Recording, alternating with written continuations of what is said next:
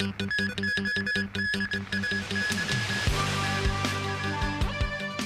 Black Code Health Declaration no longer needed for cross-border travels between Hong Kong and the mainland. LegCo passes a bill to reform the governing council of the Chinese University of Hong Kong. And ambulances start taking some wounded Palestinians from Gaza into Egypt.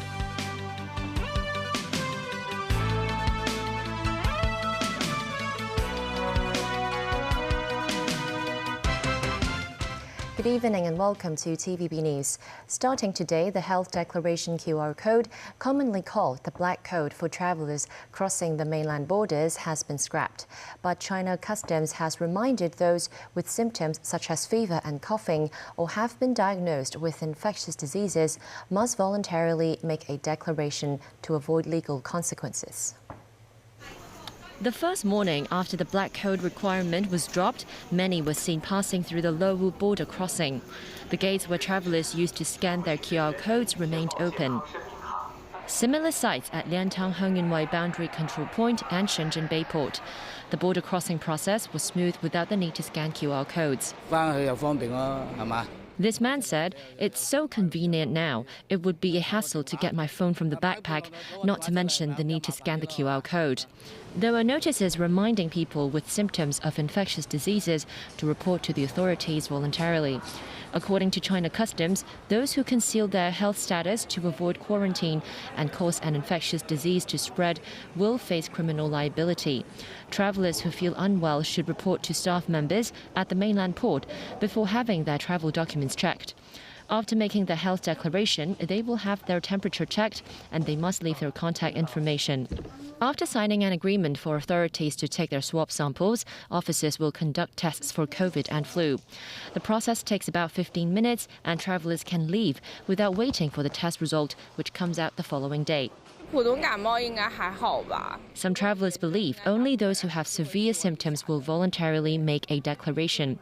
Hong Kong Security Bureau, meanwhile, welcomes the arrangement, adding that it will maintain close communication with mainland authorities to ensure a smooth operation at different border crossings.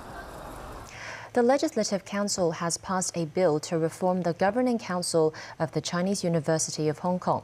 That includes reducing the number of council members while introducing more external members from outside the university. The motion was passed with 76 yes votes with no opposing votes. 3 lawmakers abstained. The reform will see council membership cut from 55 to 34, while the ratio of external and internal members will be changed from 1:1 to 2:1. In a statement, the CUHK Council welcomed today's result, saying the bill's passage is a key step to enhance the university's governance. The Council added it will work diligently to finalize methods to admit other categories of members soon. Aspiring candidates from some pro-establishment parties and the pro-democracy camp failed to secure enough nominations to take part in the 2023 District Council ordinary election. This has prompted calls on the authorities to review the nomination mechanism. Currently, aspiring candidates who wish to enter the district council race must garner enough nominations from 3 district committees, namely the Fire Safety, Fight Crime and Area Committees. Lawmaker Michael Tian suggested briefing sessions should be held in future for aspiring candidates to meet members of these committees face-to-face to explain their agenda. The candidates knocked on the doors of 241 district committee members to explain their election agendas. Some 200 DC members failed to answer the door. 7 of them agreed to nominate us, although 3 of them ultimately decided to withdraw the nomination upon informing the chair of the district committees. We believe that sufficient avenues have been provided to prospective candidates to secure nominations. As such, we don't believe an amendment is necessary at this stage. Others say the name of the election needs to be changed. This election is called an ordinary election, the name adopted before 1997. This gives impression to the public that it's very ordinary. So in fact, we should call it a general election. Meanwhile, the 18 districts in Hong Kong have been rezoned as 44 geographical constituencies with directly elected seats in the upcoming district council election. Lawmakers say the names of the constituencies are confusing voters. In North District, there is one constituency called Robin's Nest and another. The Butterfly Hill voters are deterred from voting because of the remote locations. They believe the polling stations are on the top of the hill or the mountain. Secretary, please make an improvement. Eric Zhang said, in general, authorities will consider whether residents are familiar with the names of the constituency before coming up with the official name. Still, he said his team welcomes suggestions in future. The government recorded a deficit of $177.7 billion in the first 6 months of this fiscal year, adding it has only enough in its fiscal reserves for 10 more months of expenditure. Financial Secretary Paul Chan noted the deficit this year will be much higher than what was earlier predicted for the 2023-24 budget. In just the first 2 seasons, the government spent around $356 billion. That's 1.7 times more than its revenue. Excluding the retail green bonds, the actual deficit is closer to $224 billion, with the addition of the government's $46 billion loan. Some lawmakers said they are concerned the emptying fiscal reserves would lower the city's investment grade. A White House spokesperson said Washington is aiming for U.S. President Joe Biden and President Xi Jinping to meet on the sidelines of the Asia-Pacific Economic Cooperation Forum in San Francisco in November.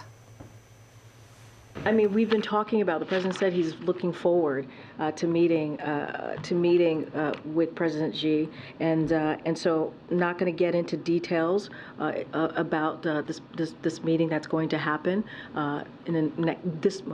tomorrow's November, next month. It's going to be in San Francisco. It's going to be a constructive meeting. The president's looking forward to it, and I think that should answer your question.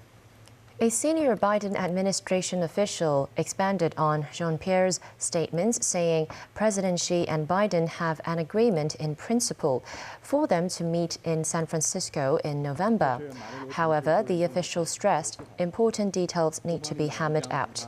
In Beijing, the foreign ministry said China and the United States have agreed to work together for the two leaders' meeting. He reiterated that the two sides need to put the consensus of the two heads of state into practice, remove interference, overcome obstacles, enhance consensus, and accumulate results. The Rafah border crossing from Gaza into Egypt has been opened for some wounded Palestinians and dual passport holders to escape the Israel-Hamas war. It follows an Israeli airstrike on the Jabalia refugee camp in northern Gaza. Dozens of people were killed, with Israel saying a Hamas commander being one of them. David Garrett reports. Ambulances line up to go into Gaza, and some are bringing the wounded back to a field hospital just inside Egypt. A small breakthrough. It is the first time the Rafah crossing has opened since the war began more than 3 weeks ago. Dozens of injured Palestinians left Gaza. Egypt opened the border for a limited time in a deal brokered by Qatar. Foreign passport holders crowd around the checkpoint. Hundreds of dual citizens were able to leave as well. 8 trucks were ready to go into the enclave too. This is what a small number have been able to escape from. This is Jabalia refugee camp. It is a scene of death and devastation. Israel hit the camp again. It is a Hamas stronghold. Red Crescent workers desperately search for survivors in the rubble. Many helpers stared in shock at massive craters. At least half a dozen bombs were dropped. Several buildings were completely destroyed. There were desperate and chaotic scenes as the nearby Indonesia hospital was overrun. The medical facility shared video on its Facebook page. The injured from the strike appear to be of all ages. This doctor says a large explosion shook the camp. They were just in their homes, he says, confirming among the injured are children, women and the elderly. An IDF spokesperson outlined the reasons for targeting Jabalia. The Israeli military says a Hamas commander there was killed. Daniel Hagari told a briefing they had eliminated terrorist Ibrahim Biari. The IDF say he was involved in planning the October 7th attacks which started the conflict. Hamas denied this, saying Israel was trying to justify a crime against civilians. The sound of more warplanes, Israel hitting Gaza again. There was another internet and mobile blackout. It is the second time in 5 days Gaza suffered network disruption and are cut off from the world. Israel says its forces have hit 11,000 targets. The deaths of 11 Israeli soldiers were announced as the military released footage of tanks and troops pushing further into Gaza. Other pictures came from the Red Sea and show Israeli missile ships deployed. Houthi rebels in Yemen claim to have launched missiles and drones towards Israel. Israel's military said it downed an approaching aerial target off the Red Sea city of Eilat. David Garrett, TVB News. Washington announced that U.S. Secretary of State Antony Blinken will visit Israel on Friday before making other stops in the region. This comes as Blinken and U.S. Defense Secretary Lloyd Austin urged Congress to send immediate aid to Israel and Ukraine. This as Washington is set to send an additional 300 troops to the Middle East amid increasing attacks on American military bases. Dan Orell tells us more. The U.S. State Department announced that Secretary of State Antony Blinken will visit Israel on Friday for meetings with members of the country's government and then make other stops in the region. Blinken said on Tuesday that the U.S. and other nations were looking at a variety of possible permutations for the future of Gaza if Hamas militants are removed from control.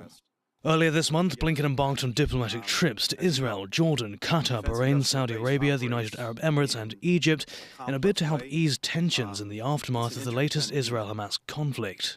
The State Department added that Washington has made real progress in negotiations to secure a safe passage for Americans and other foreign nationals who wish to leave Gaza. This comes after Blinken and U.S. Defense Secretary Lloyd Austin urged an increasingly divided Congress to send immediate aid to Israel and Ukraine. We're seeing the profound connections here. What happens in Ukraine, what happens in the Middle East also matters for the Indo-Pacific. Beyond Europe, we know that our allies, as well as our adversaries, as well as our competitors, are watching that conflict. They're watching our response. I think it's important to remind ourselves that what happens in Ukraine and what happens in Israel matters not to just Ukraine and Israel. It matters to us. It affects our national security as well. U.S. President Joe Biden's administration's massive $105 billion request faces deep problems in the Republican-led House. New Speaker Mike Johnson has proposed focusing on Israel alone and slashing money for the Internal Revenue Service to pay for it. Blinken and Austin were repeatedly interrupted by dozens of protesters during the Senate hearing.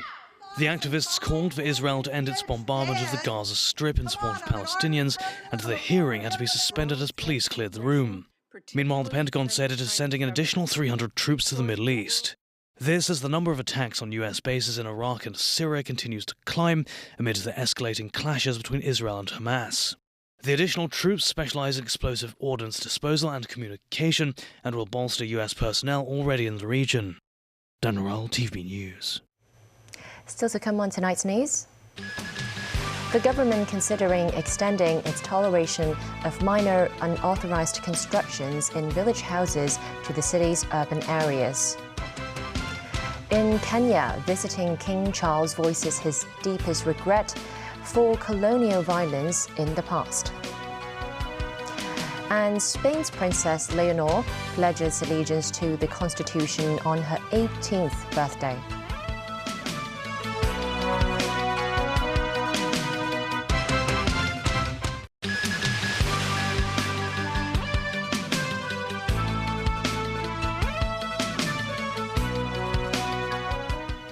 Welcome back to TVB News. The latest policy address suggested amending the Buildings Ordinance. Secretary for Development Bernadette Lin said the government is considering extending its toleration of minor illegal constructions prevalent in the new territories to the city's urban areas. Timothy Lee reports.